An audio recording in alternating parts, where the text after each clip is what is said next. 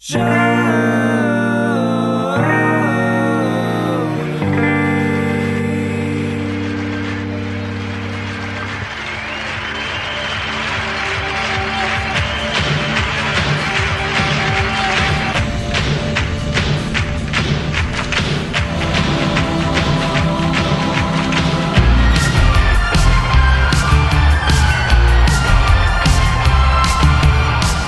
hello, everybody. Welcome to another installment of Show to Be with Mike G, the show of life, the show of New York City, Miami Hurricanes, Wes Anderson, aesthetic, taekwondo, and so much more. It's a pleasure to share this chat with you. We just wrapped Texas Tiki Week last week, and I had the pleasure of sitting down and chatting with some fine rum personalities, and this is a wonderful introduction to Stilo. You know, Stilo has not done a long-form interview. He's done very little media, actually, but it's brilliant to finally kind of crack the code and dive into this guy. He's a lovely, lovely man, and I can't wait for you guys to try this Banks 5 and 7 run. So, without further ado, I hope you guys enjoy this great chat with Stilo Pimentel of Banks Rum.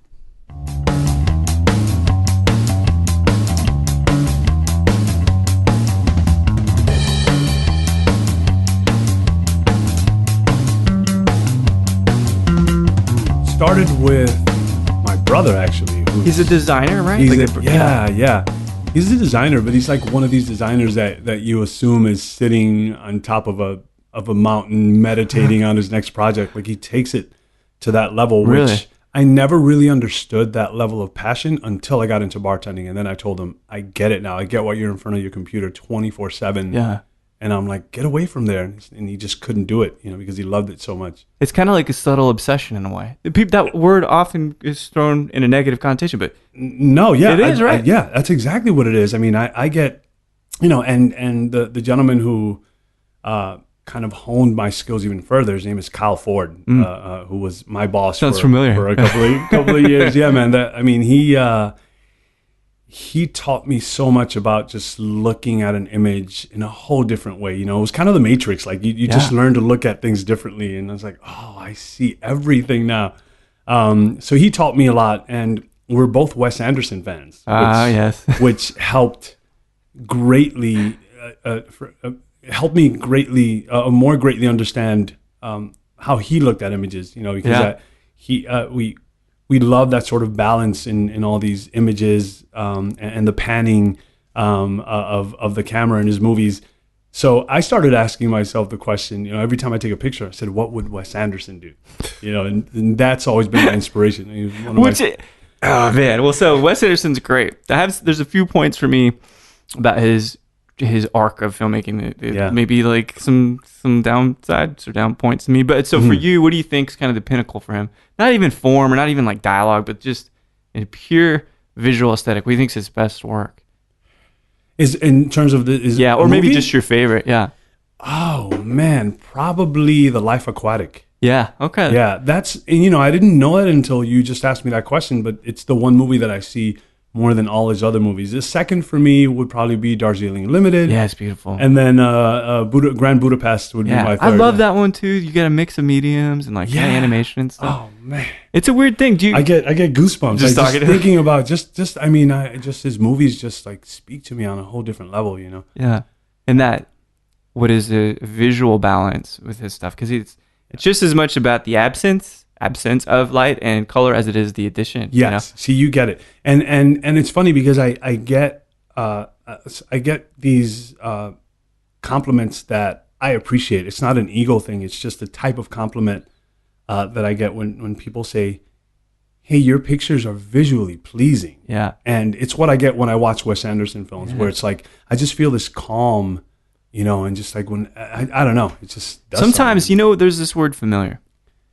One of the reasons I think that the Beatles are so successful, for instance, is that we know those songs even if we don't know those songs. Yeah. They have given and sprouted influence into every genre of music ever since the 60s or even the late 50s, depending when you go back.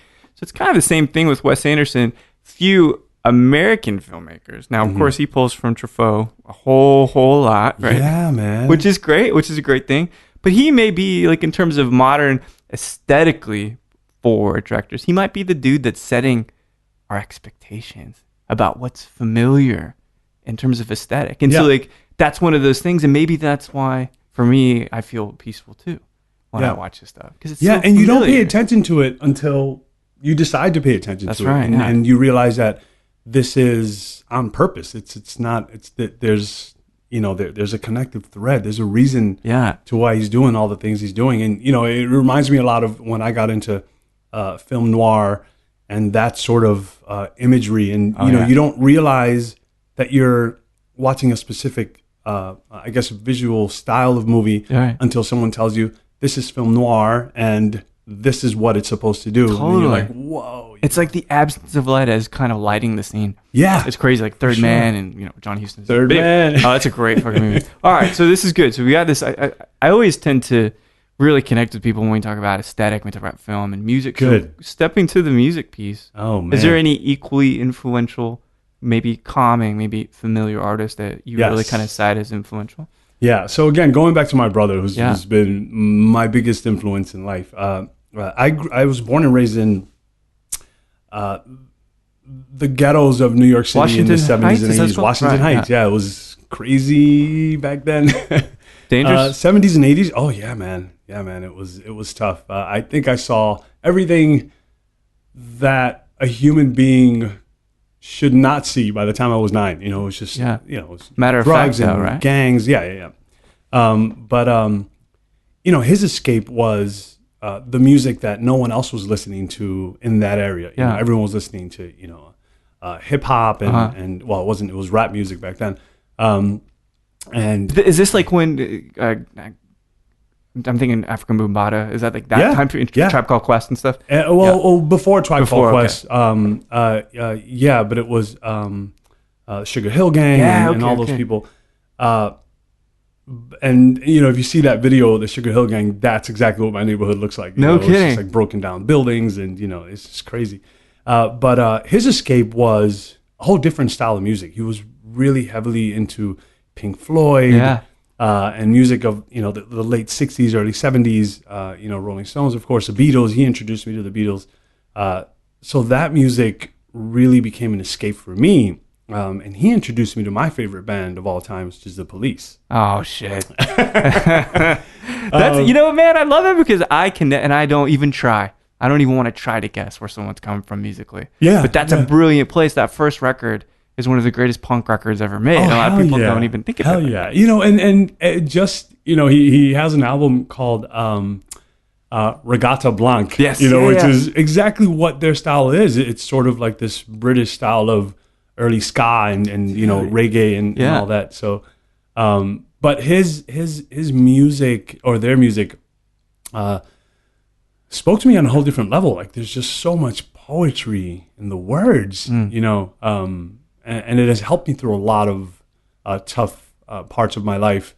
But yeah, I mean, I guess The Police would be it for me. So being like in that kind of scenario, and even though I moved around a lot and we didn't have a lot of money, there's no way that my upbringing was as tough or maybe as gritty as yours, right? Well, everyone, I mean, it's all subjective. Yeah, totally. What's tough for you, for sure. Right, and of course. But were you kind of like conscious of the fact that shit is kind of perilous out? Like, I need to really watch my step and really be aware of my surroundings. Things that we take for granted. If we were in suburbia, that we would take for granted. Yeah, for sure. I mean, you realize what you're going through when I was again watching sitcoms like The Brady Bunch and stuff like that. Idyllic. And you're like, where does that exist? Like, is that real? And you realize there's a whole other world out there that you don't have. And then you realize, I guess you appreciate in a good and bad way everything that's around you, you know, what you have and what you don't have, and what you should appreciate, with what you do have. So. Do you think that, given we've got access to so many things, we can date at the touch of a button, we can order food at the touch of a button, a cab, blah, blah, blah. Everything's really like compulsive and it really caters to us. Do you think that being in that position and kind of really being aware of your surroundings and being in that moment, pre-technology, if you will, that encourages you to just like appreciate things and not try to expedite them with technology? Like you want to kind of just take it slow and really, really embrace those moments. I don't think so, because, back then it's just what was the norm. It's what existed. It's not like you knew that this was going to exist today. That's and true, it was going to get easier. You just don't think about that. You just, so it wasn't that we necessarily lived in the moment, but I guess the way of thinking was a lot slower because it had to be slower. You had to pick up that phone and maybe the line was busy when you call the pizza shop and you have to wait another 5 minutes and it's that sort of thing. But it was just a norm. You don't really think about it, So conversely, then obviously you've got a really great imprint socially on social media and stuff. Oh man, I'm still learning, but thank you. Well, but we all are, right? Because they're like, what does content mean? How should it be? How should it be phrased? That evolves. What kind of pictures? How do you tell a narrative and all that stuff? Like that constantly changes. You seem to have embraced it really well. What do you like about that medium? I love that. There's a couple of things I love. I mean, again, going back to Kyle Ford, and it's funny because Kyle Ford, he's a funny guy. He wasn't the kind of mentor that freely gave up tips. Interesting. Yeah, it would probably be a special day where we went out for a drink, and he'd feel like I'm ready for one more tip, and he'd give it to me, and then a month would pass, and then maybe another tip. But these tips would be heavy for me. Profound, yeah. Yeah, and it was just, and he always had this look on his face like, here's another bone I'm throwing. You're getting better little by little. I can't give you too much. You got to work for it. It's like Pai Mei and Kill Bill or something, right? Just like putting you through some shit, but then he gives you that one smile. And it was all worth it. Absolutely. Yeah. And I got it. And I became patient for it because I've been a martial artist since I was 8 years old. And what discipline? I started with Taekwondo. And again, my brother influenced me to get into that. He was really deep into not Bruce Lee, the movie star, but Bruce Lee, the philosopher. Yeah. So he had all these amazing books that I was like, what is this? So he took Taekwondo lessons, which were the closest thing to where we lived. I remember it was in a beat up basement, like, it was a poor neighborhood, the sage words of he introduced me to that, and I got into it. I continued, but we were dealing with teachers who would not just easily express these these tips or these things to the entire class. It was like to the students that deserved it. So you kind of wait for it and hope for it. So I was used to that with Kyle Ford, and what he taught me with social media was, you got to ask yourself a lot of questions before you post. Why are you posting? Who is it appealing to? Is this just for you, or who are you speaking to? What are you hoping to express with this message? And so it's all these questions that you ask for. And sometimes I post things just for fun. Sure. But others, I actually had this talk with Don Lee, and we had this back and forth, and he was challenging me a bit in the best way. He's such a great guy, but he's like, he didn't. What he doesn't understand, or what he doesn't appreciate about Instagram, for example, is that I told him that the message in the caption is just as important as the image. Absolutely. For me. But he's like, that's great, but a lot of people are not going to, really read that. And I'm like, well, that's okay. The right people will. And when people read that message and then go back to the picture and be like, oh, I get it now. If only one person gets that, totally. It's amazing for me. So, sometimes people don't care about context. Yeah. Which is why the picture also has to be amazing. Right, people totally. Are just going to scroll. Because that's kind of like exist in itself and have its, bring its own gravitas. Just like, right? True. But to your point, and I think that social can be an amazing tool in a lot of different ways. It can be impulsive, again, and sometimes people just expect that you'll post. It doesn't matter how good it is. True. It's frequency, right? Yeah. You got to be on the radar. Yeah. Now that whether we should do that or not, but this is kind of how we consume content. Absolutely. Oh, this guy posts a lot. Cool. He must be active. He must be relevant. But then at the same time, you got this duality where it's like, well, fuck, how do I put out something frequently that's also intentional and also has a message? I don't know. it's a philosophical question, but you seem to be enjoying it. Well, it's funny because when I joined Banks, when Banks brought me in, I'm very protective of my posts, and I don't want anyone controlling it. Amazing. No matter what job I'm doing. So although Banks wasn't interested in controlling it, I didn't know that. So I remember I posted an image. It was tasteful, but it was an image of my crotch about a month after I got hired, and just to kind of test it, just to see if they that's tell amazing. me, hey man, you can't do that anymore. Because then it would have been a sort of, and they didn't. They embraced it. They loved it. They're like, we like your style. We don't want to change anything. And I'm like, yes, I love it here. That's amazing. That's a punk rock attitude, man. Just push a little bit. Just push a little, man. And see how far you can go. But that's amazing, because then you kind of get push those boundaries out. Yeah, and that's my style with everything in life, to be honest, man. It's just push a little. Just see what happens. You're never going to know unless you just, go over that line just a bit. Just a little bit. It doesn't have to be brash, right? Exactly. Just calculated. Exactly. Yeah, and that's really the thing, that comes from wisdom, that comes from maturity.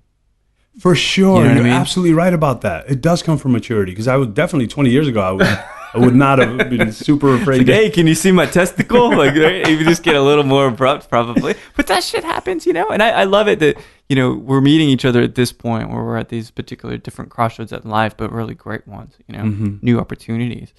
And so when I kind of go back and I look at this narrative, man, this journey, I know that martial arts have played a big role. I'm sure that's a way to escape, but also a way to stay in shape, which is great. For sure. Mental acuity, Heck right? Discipline, all this stuff. But you're a foray into fashion. Mm-hmm. Were there other things that you were really thinking about pursuing? Because at least in terms of like academia, it looks like that's where you went. You dedicated yourself to aesthetic and maybe composition and all of that. From a very young age, I was sort of literally in and around fabrics. What? Well, my grandmother was a seamstress her entire life. My grandfather was actually one of the tailors for Dominican Republic's most infamous dictator, Trujillo. Yeah. So he was one of his tailors. So I mean, all my aunts, seamstresses, and so I was always around it. And I had a cousin. His name is Ray, and this guy, damn, did this guy have style? He's still alive. He still has style. Yeah. But back then, he just had this style that did not exist in anyone around me. He had these beautiful suits, and he just knew how to wear shoes and knew how to wear these pants. And I was like, this is very different from everything else I'm seeing. And I remember I saw a copy of GQ magazine. It must have been, I don't know, 1979. Oh man. So do you remember who was on the cover? No, I don't. But I remember it was 1985. I was 11 years old, and I got a subscription to GQ magazine, and it was, I never got to pay it because I didn't know how to, I didn't want to ask my parents for this, and so I got 5 free months of GQ nice. and never paid. But it was like, for a little kid, it was just an escape, and I wanted to strive to be that. Gentlemanly. Gentlemanly. I actually won in middle school, 8th grade. I actually won best dressed for the entire year. No kidding. That's got to be an amazing feeling. Yeah. I loved it. I mean, as a little kid, you're like, you know what? This paid off. Yeah.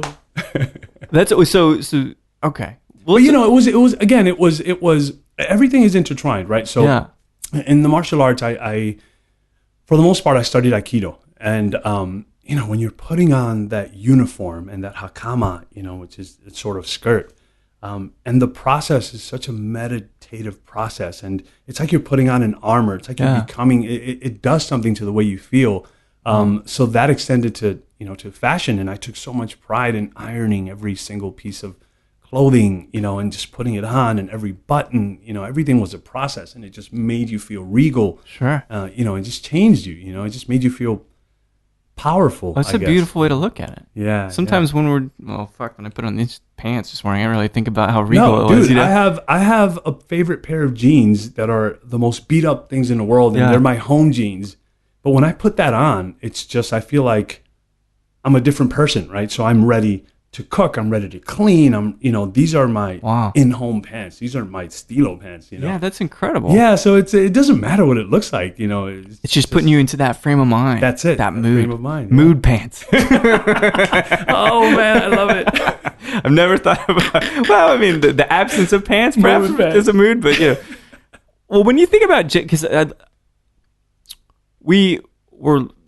a little bit of an age disparity between the two of us, but it feels like there? What's going on? No. I looked at your birthday, so. I'm an old dude. I think you're only 6 years older than me. Yeah, you're 74, right?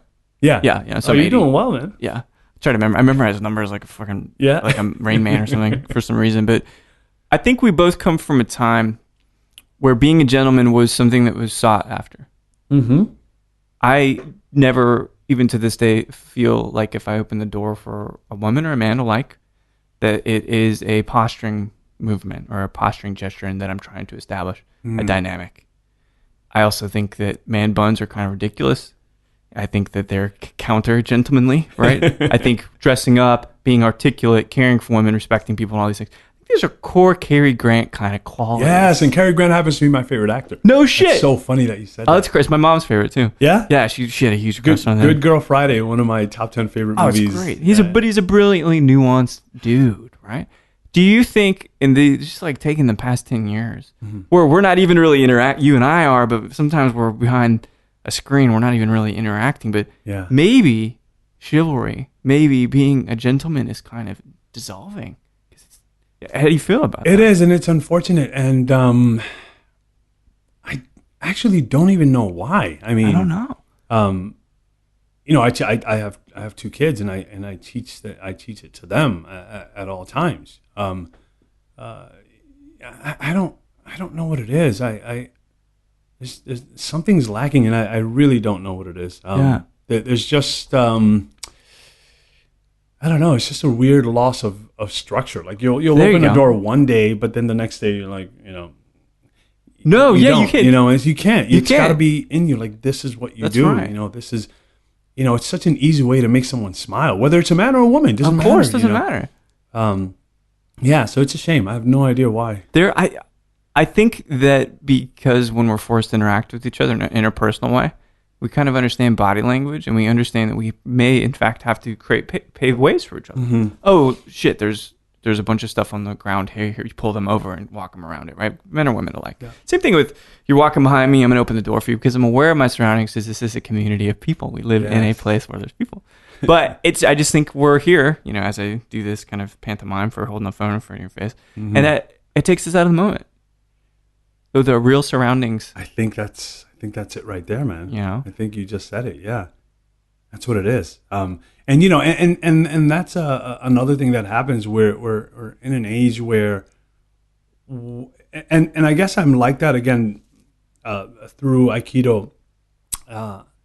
In the most basic way, I was taught a lot of the disciplines in Zen Buddhism. Yes. Where a lot of it is just living in the moment, and I have this speech where I give to bartenders when I'm training them or consulting, and I say, you have to really live in the moment, even if you're pooping, Sure. Focus on that. Focus on I'm how all the right toilet with that. paper, That's a great how the toilet paper feels, the pulling, the sound of when you're pulling it, everything, live in that moment. So I think we're in a place where it's like we're always thinking of what's going to happen next. What's next? So we're not in the moment. So I think that's why, we just forget. Dude, you're totally right. Because it's like, I'm thinking about the coffee that lies behind that door, so I don't think about just the general piece of me opening. That's it. You just gave the perfect visual. Yeah. Because, I've had people let doors slam in my face lately, and I think to myself, if I ever interview them for a job, they're never going to get it. Yeah. I get spiteful about that shit. No, me too. It's discourteous. Me too. But, in a lot of ways, I think it's something ingrained, I guess. There are some things that I think you can't necessarily teach. You can perfect, and you can train someone to develop that skill or that way. But there are some things you can't teach. For example, again, going back to bartending, a sense of urgency. You really can't teach that. Where I'm the type of guy where something falls and you're closer to it. Something inside me makes me want to just like jump and try to catch it before you can. Right. And I would test barbacks whenever I interviewed them. I would purposely put something at equal distance between us. Could be a pencil, anything, and I would drop it just to see how fast they move. Because a barback has to kind of respond, think ahead of what, just kind of figure out what you're feeling or what you're going to need in that next second before you even think you need it. Before you even the bartender thinks he needs it. So that sense of urgency, you just can't teach it. Oh, that's a great point. Yeah. Warmth, you can't teach either. No, yeah. Either you're warm or you're not. I don't know how that works out. Maybe it's rum. Rum helps, I think. Rum helps. I think that's not like the unanimous way to do it, but it certainly doesn't hurt. It does not, man. This trek through, as we talk, and I kind of, ultimately what I'm doing is figuring out, well, how does this shit lead to two dudes drinking amazing rum on a Wednesday, right? And pursuing fashion makes perfect sense. It's a blend of color. It is expression. It is getting your hands into a process. There's all this like really rich, actually vibrant way that you're connecting with a thing, a real thing, tangible thing. What did you think that would add up to? Not that there was any objective, but ultimately, where are you thinking, man, I can apply this thing doing this other thing? Maybe I'll work for GQ. Maybe I'll make suits. Well, it wasn't something that I even noticed. I didn't realize until, I'm realizing things every day about my journey and how it led me, to bartending, but how it's connected to everything I've learned throughout life, I went through a brief training behind the bar at Employees Only, and it was... You have that tattoo, if I recall. Yeah, on my neck. There's a funny story behind that.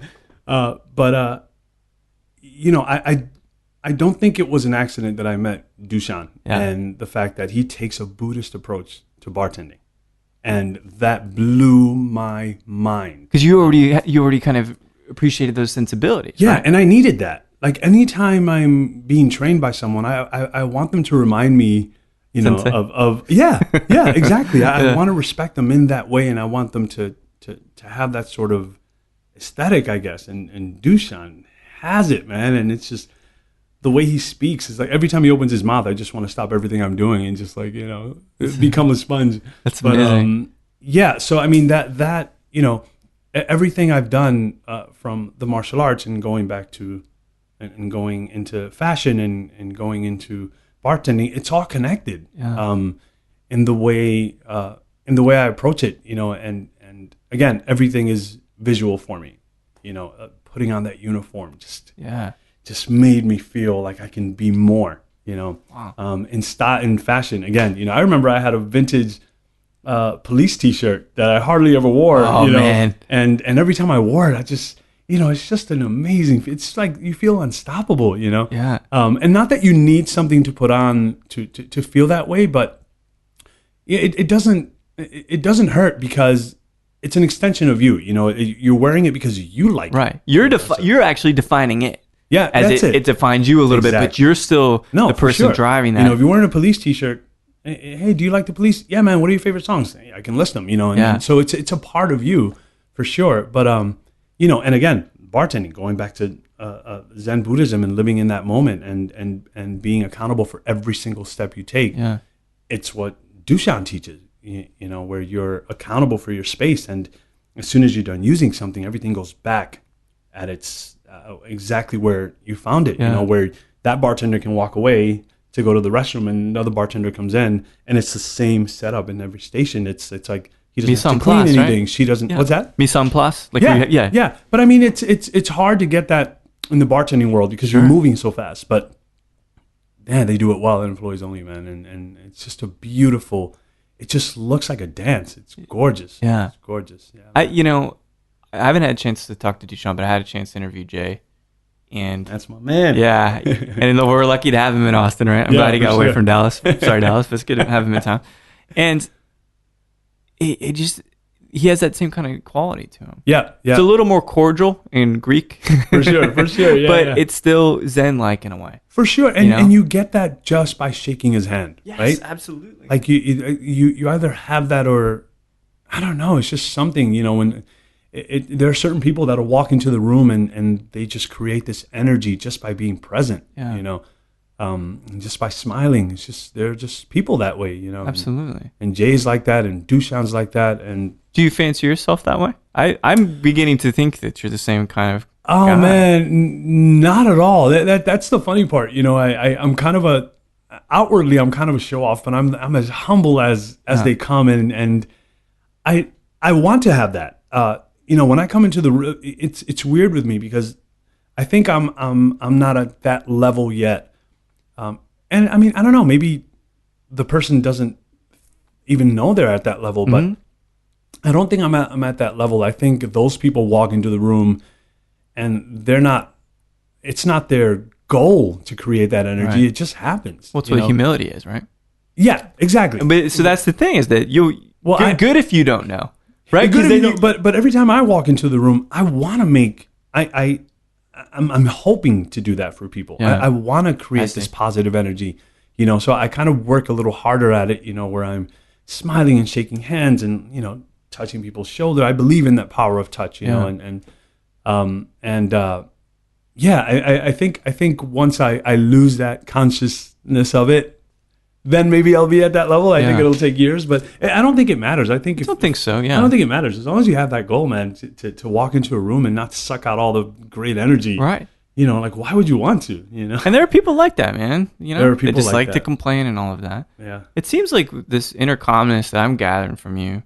We're getting deep, man. Well, sure, why not, right? We're drinking fucking rum. Yeah. And it's a Wednesday afternoon. Yeah. No finer way to spend a Wednesday afternoon, mind you. And this is on brand, but this rum is fucking good. The Banks 5. You so great brought.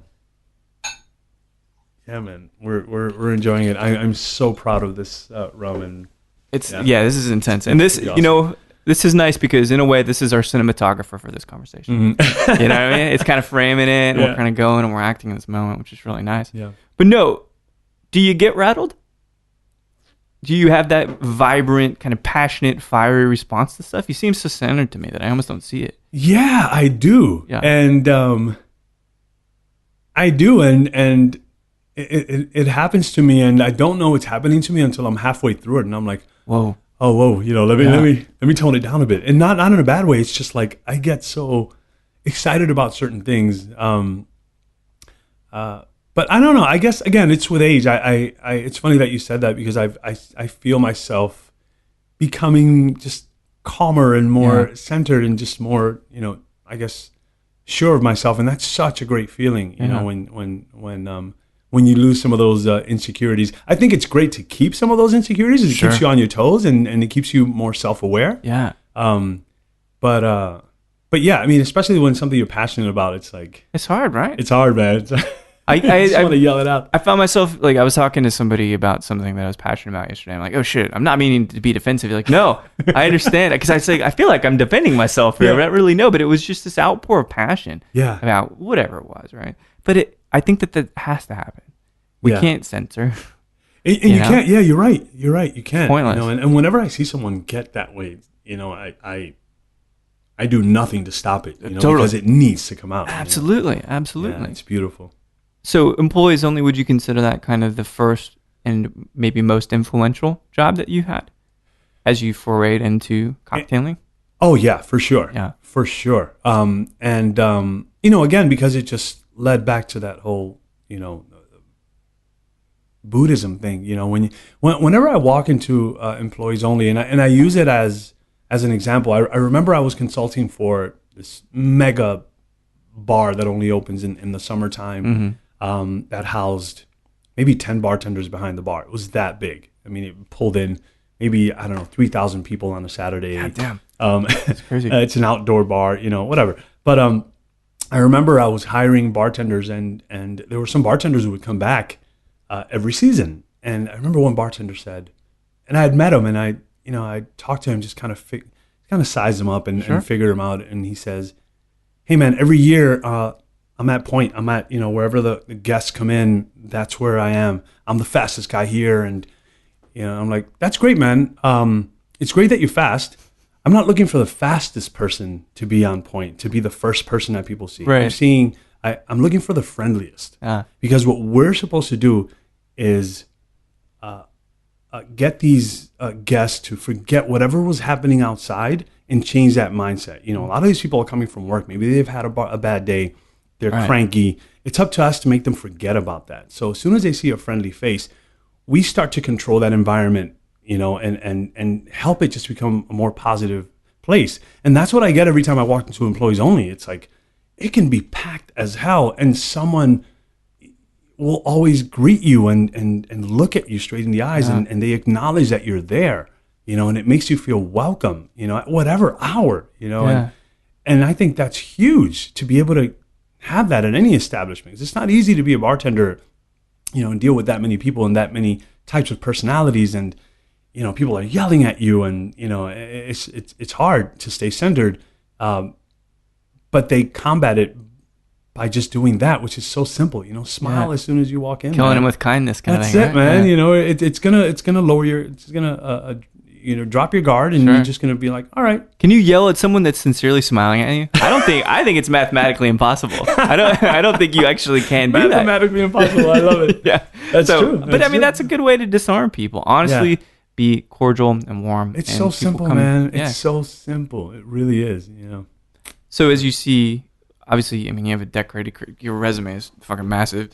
But this is no job interview, so I don't have to go through that stuff. But things have evolved in the cocktail community and mixology and all of that. And we'll talk about tiki in a second, because it's a really fun category, fun genre, fun culture, right? Yeah. But when you talk about ego among bartenders and things, because you're talking about the absence of ego.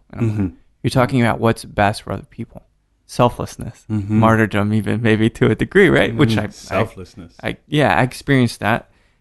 How do you feel about what is ultimately these opportunities with either trips, cocktail competitions, these major opportunities to put a singular face in front of something? Do you think that you now see, and I'll use the term, more star tenders because of it? People that are fighting for them and their brand, and that's it. Well, you're saying... do you find that to be something that's a little more present now? Yes, and thank God, I think, because, you know, these... I mean, well, there's a good and bad in this whole, you know, star tending thing and putting a face to a brand, which is, you know, you... And again, I think it's something that comes with age. Again, when as you get older, if you're smart enough, you start becoming more selfless, you know. Sure, right? But, you get married, you really learn that that's the thing that you need to do. Yeah. Well, I mean, for example, going back to my Instagram account, and it was something that wasn't conscious, but I'm almost never present in the shot, because I want it to be about the message. I never wanted it to be about me. Yeah. You know, I wanted it to be about this message that I want to share with the world and make them happy and make people smile, you know, through this image, and through this, you know, if I get lucky, a clever caption, you know. Sure. It's never about me. And I think you can fall into that trap where, you know, a bartender becomes that star tender and makes it about themselves, right? You know, because they want to look out for themselves first, and that can damage the image of the product they're representing, right? You know, because it's about the product, it's not about you. Absolutely. Yeah. Yeah. I mean, that's the only thing. But I'm glad there is such a thing, you know, and a lot of these brands are pulling ambassadors, for example, from the bar world, because we speak that language and we understand how to use that product, and we understand what these bartenders have been through night after night. We speak their language, you know, and so they have more respect for this product. You know, the product speaks for itself, but the fact that, you know, someone who's from their world is now representing and understands that language, you know, it just becomes... Well, I think that's a really altruistic and optimistic way to look at it, which is good. That brands need great people to connect with the community.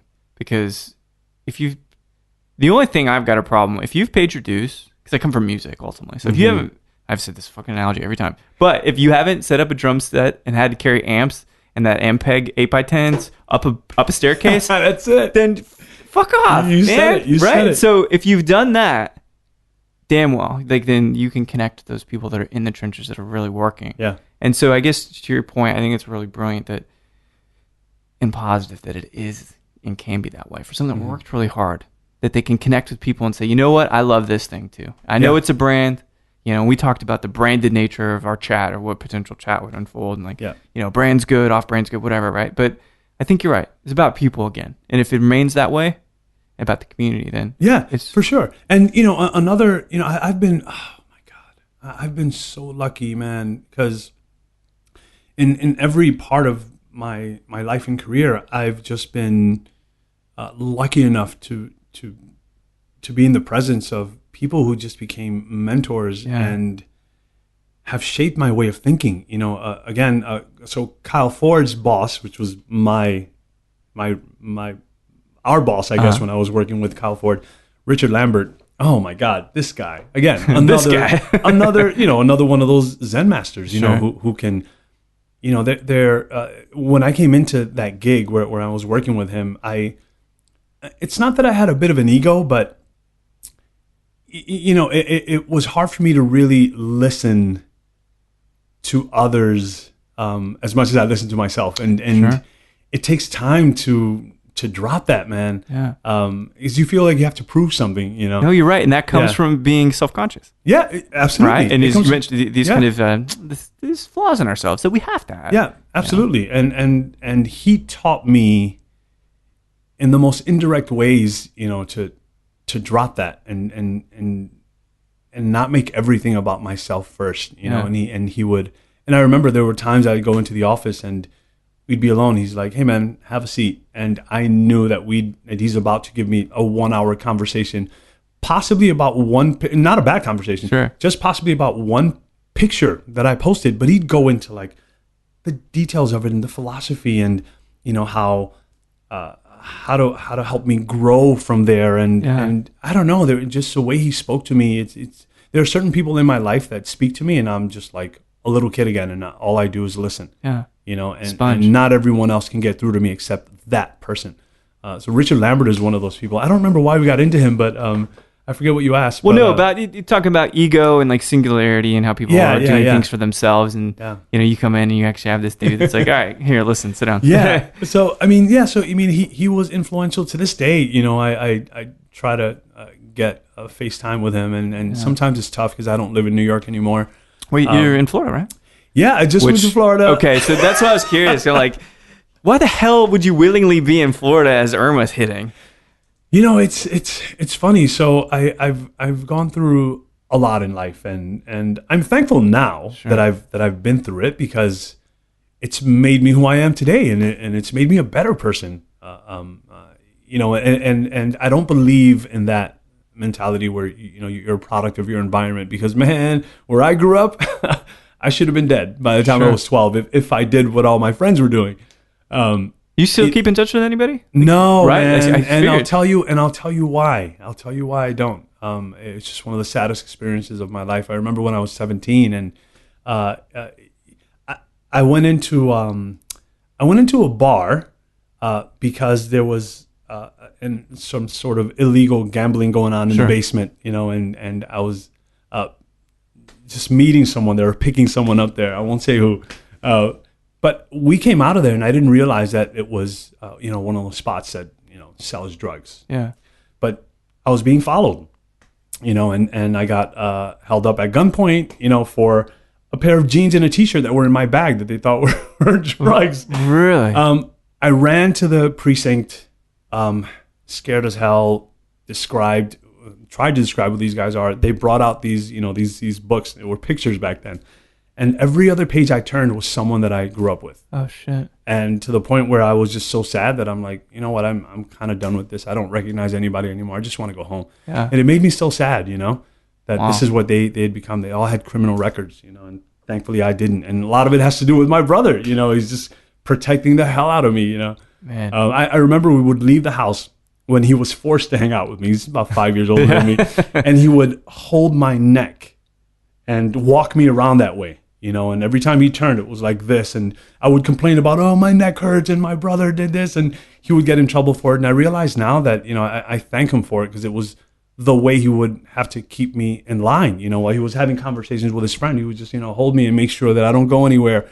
Wow. You know, it was a dangerous neighborhood. Man, that's dangerous crazy. neighborhood. Yeah. Well, then it must be nice to be in Florida. But then you go into another dangerous fucking neighborhood, well, right? That's the thing. So, I mean, you know, I grew up 43 years in New York, born and raised. And, you know, it was last winter, it was February. And I just felt like I couldn't breathe anymore. You know, I felt like everything was closing in on me. It was really cold. The trains were horrible. And the buildings seemed just bleaker than ever. And I just... You have a family there, right? I have a family there. I'm separated now, which was, you know, one of the reasons it actually made it easier for me to move to Florida. Right. But it was for work, for sure, for banks. But I knew that I was going to leave this year anyways because I just couldn't.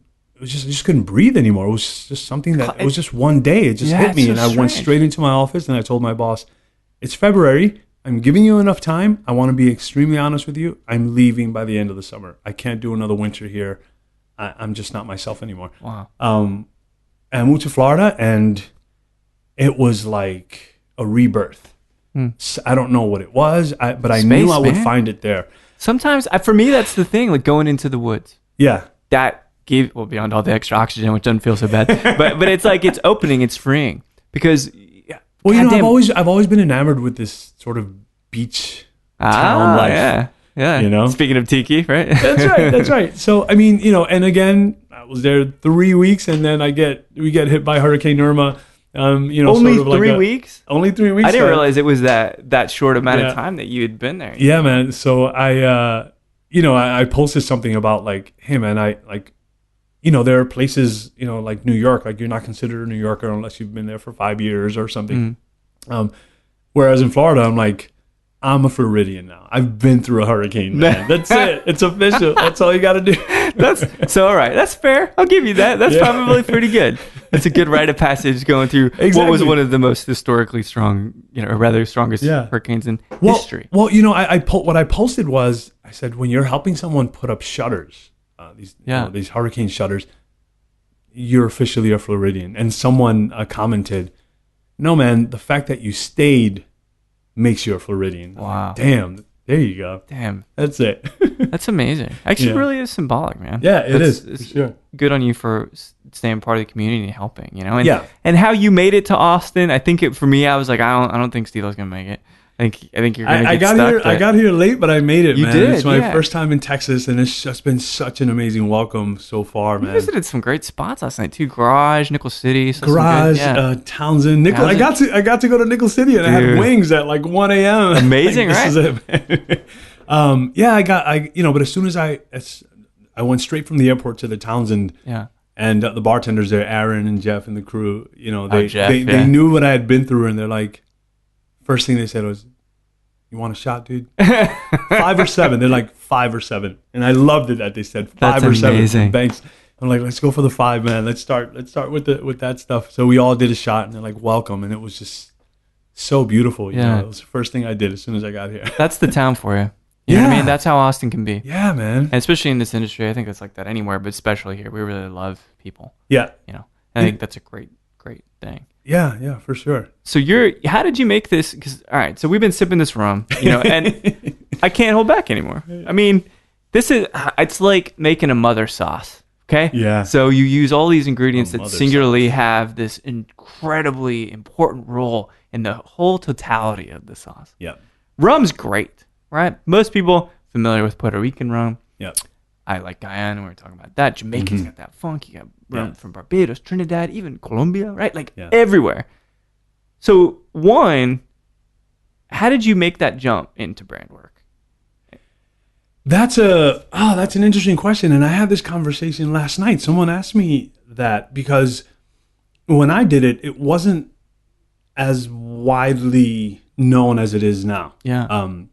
You know, and I remember it was Pamela Wisniter, who's now the president of USBG. And again, just one of those people who can literally say, Stilo, I want you to get on all fours and walk like that for 10 minutes. And I do it. You know, it's just one of these people. I listen to everything they say. Sure. You know, Dwayne Fernandez Jr., one of those guys, you know, everything he tells me to do, if he says, do this, I do it, because it ends up being, you know, the right thing to do. Sure. You know, he's just one of those guys. But I remember when I joined the USPG, when I first joined, she says, hey, Stilo, there's this national competition I think you should join. And, you know, I'm older and I just want to bartend and learn how to do this. And I'm like, I'm not a competition bartender. I've been doing competition fighting for years, and I was kind of, you know, retired from that fear and adrenaline that you mode. Feel that. Yeah, I'm like, oh, it's stressful, man. And I'm like, I'm kind of done with that. And she's like, Stilo, this is going to be good for you. I think you should do it. So I'm like, you know what? I'm gonna listen to you. You just have. She just has that where you just want to listen. I ended up winning this competition, which was insane, and that led me to doing ad hoc ambassador work for that brand and other brands involved with the company that owns that brand. Right. You know, and I was bartending and doing this, and you know, being able to get paid to speak about a product that you love and care for. Yeah. I mean, sure, why not? So that kind of, you know, and I already knew that I was going to leave bartending soon because, again, I started later. I was maybe 36. And, you know, through my years of martial arts and everything and working behind the bar and using your hands so much, you know, I've started developing, you know, early arthritis. So, so I knew I wasn't going to be doing it for long. So this was like a great way out because I love being in front of people. I love talking to them. I love making people smile. I love speaking about things that I care about. So that's how I got into it, man. That makes some sense. Yeah, and again, I'm Dominican, so I mean, I was rum literally in my blood. Probably a spoonful at a time. That's it, man. You see, this baby's crying. Let's wet his little gums with it. You know, so yeah, so it was that kind of, you know, it's something that's a part of me, and I was representing the oldest continuously distilled rum in the world, which is Mount Gay, for 2 years in New York. You were doing part of Collectif and stuff. Part of Collectif, yeah. I mean, we're just a list of amazing brands, you know, but just that pride to be representing something, you know, that historic, you know. So it was something that I was familiar with, and luckily this came up, and I got to meet Jim Meehan, and I was shaking in my boots, man. You know, because we had met before, you know, handshake here and there, but to sit with him, and he flew to New York, and to sit with him for, I don't know, what must have been like a 3-hour lunch, was just like, Is that another one of those moments? Yeah, you know, and he's one of those. He's just one of those guys, you know, where you just want to listen to what he says, and I just, I don't know if it was luck. I don't know what it was, but I wake up every day just feeling lucky that I get to represent this brand, and it's just one of the most amazing things I've ever drank. It really is. And so going back to the mother sauce thing, this is why I used this, right? Yeah. You know, it's hard to make a good Mornay sauce. You know, you can say it's easy. It's hard to make a good hollandaise sauce if you don't whisk it enough, right? Yeah. But it's certainly hard to make a rum that feels complete. True. Right? Because there's so many different styles, and some of them just have a really kind of monophonic, to use a musical term, monophonic nature. And that's good. But then you got to blend. Yeah. Got to make a different blend. You get some funk, and here you get some natural woodiness, whatever, right? But you guys have combined for Banks 5s, because there's Banks 5, Banks 7.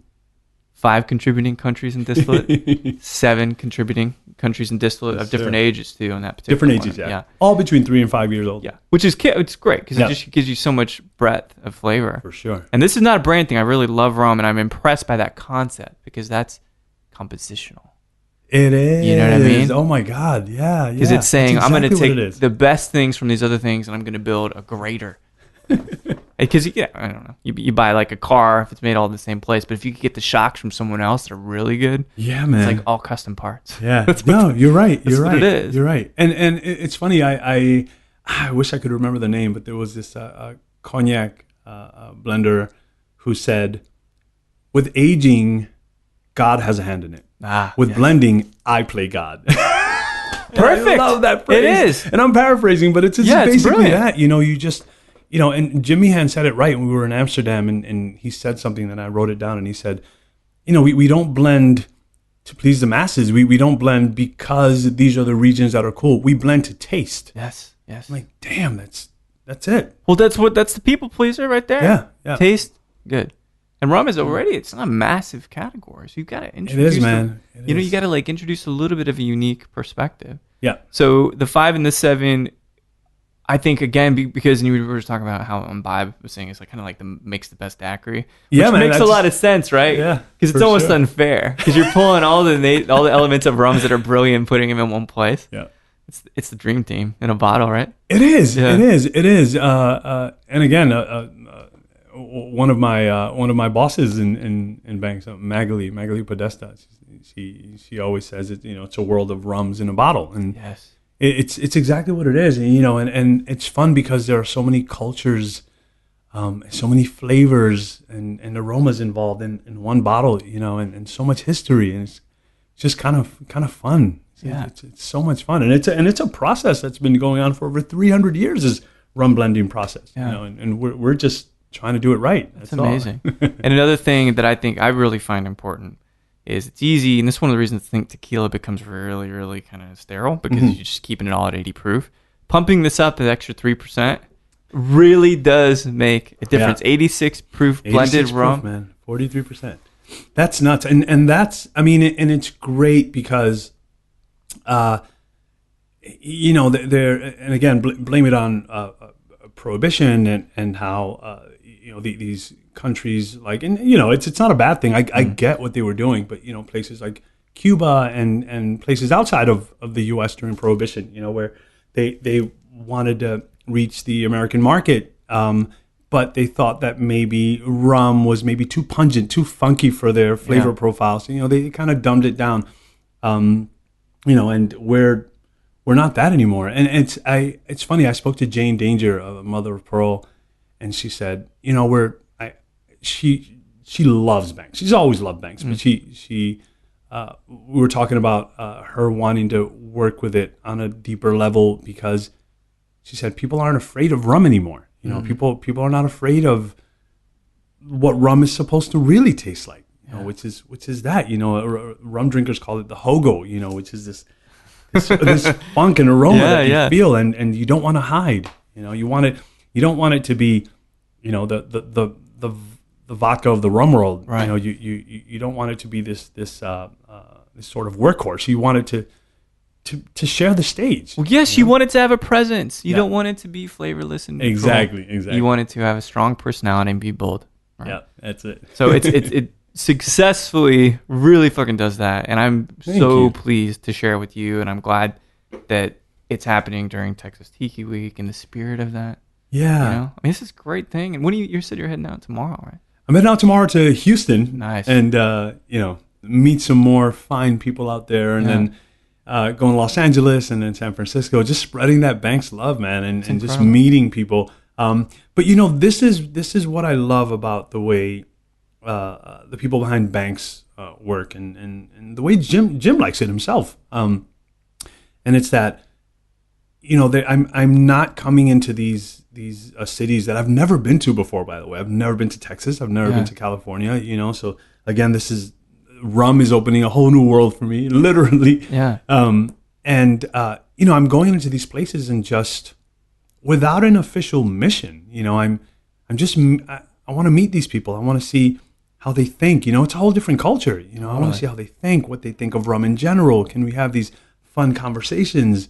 And it's the kind of conversation that I was taught, with Richard Lambert. Going back to Richard Lambert, and he says you're don't go into anywhere pushing these products. Right. Don't do that. You want to get to the point where they're almost asking you they first. Pull you. Yeah. And then you can speak, because you and that goes back to advocacy. You want them to be as interested as you are about this product. It's not about you. It's about, hey man, let's talk about Banks. What's the deal?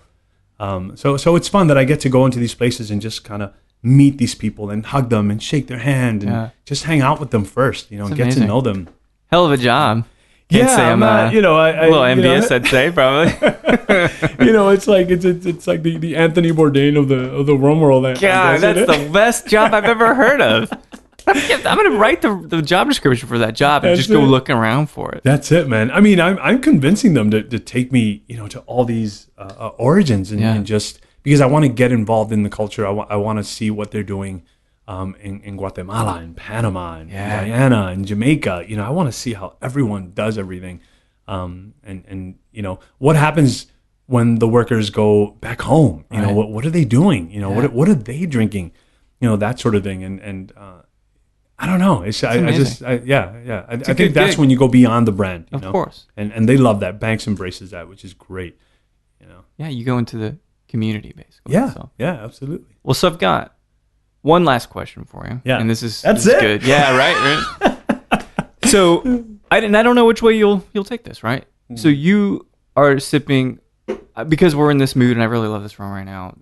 We're sipping Banks 5, and you're anywhere in the world at your favorite bar. It doesn't matter where it is.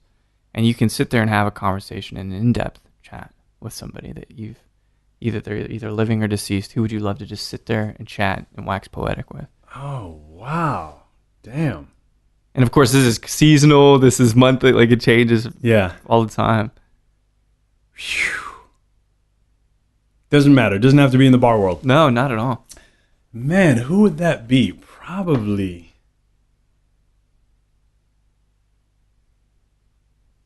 this is going to sound corny, man, but probably Wes Anderson. That's cool, man. Yeah. No one's ever said Wes Anderson. Yeah, probably Wes Anderson because, man, if you're a guy who can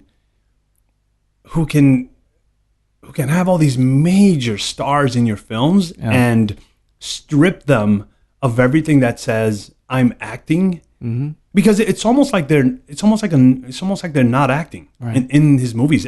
If you notice, there's sort of this consistency of mood throughout all the characters. Totally. And I think if you can manage to do that in a film over and over again, I just want to ask you a million questions, and I want to know what you think of rum, and I want to know what you think of Banks, and I want to know, where do you shop, and what do you do when you're not directing it? I think he would be a really interesting guy to talk to. That's amazing. Yeah, that's the first time anyone said that. Yeah, I'm actually really pleased to hear that because I wonder if I'm sure he drinks, and he went to UT here. So he's like he and his family from Houston. I did not know that. Are you kidding me? Yeah, he's around all the time. Oh, man. Well, maybe not as much anymore. We used to be when I was a little bit younger. That's my next post. Dude. See? There you go. That is absolutely an objective, and that is something you should strive for. That's awesome. Stilo, dude, I knew it would be great. I know we had a little bit of chatting, and I'm so glad that the hurricane weakened because it was expected to be much stronger. Yeah, we got lucky. Allowed you to come out here, and I think you're going to love the rest of Texas, and I sure as hell think you're going to love the rest of this states you get to travel to, man. It's been an absolute pleasure getting to chat with you. Thank you, man. You're awesome to talk to, man. I appreciate it. Was a lot. It was a lot of fun. I've never done this before, and you just don't know what to expect, and it's just been so much fun, man. Yeah, thank you so much for this. It's been brilliant chatting about all these things. Yeah, we're gonna have to keep in touch. Yeah, I hope so. All right. Cheers. Cheers. Well, there we have it. Stilo Pimentel of Banks rum. A really interesting and exciting blend of different types of rum. Jamaican funk, we talk about that in the chat, but that is one of those things that really adds this vibrancy and this identity to rums. And the Banks 5 and 7, they're both beautiful rums, and they work so well in cocktails, and it's great to sit down and chat with Stilo. This is kind of his first foray into Texas, the first time he's ever been to Austin. It was great hanging out with him here in the studio and out and about during Texas Tiki Week. Lovely guy. You guys have to meet him. I think he'll be in a city near you very soon, and the aesthetic is brilliantly put together. The hat, his pictures on Instagram, all of it is really, really amazing as a brand, and he is a lovely, lovely person. So thank you so much, Dwayne Appicardi, as always, for introducing me to Stilo and setting me up with such a fine personality. And thank you for listening to Show to V with Mike G. No matter how much you thought you wouldn't like the show Ballers with Dwayne "The Rock" Johnson on HBO, he is so damn charming. Or if you're thinking, I have to probably see Mother again, no matter how psychologically damaging it could be, please keep thinking.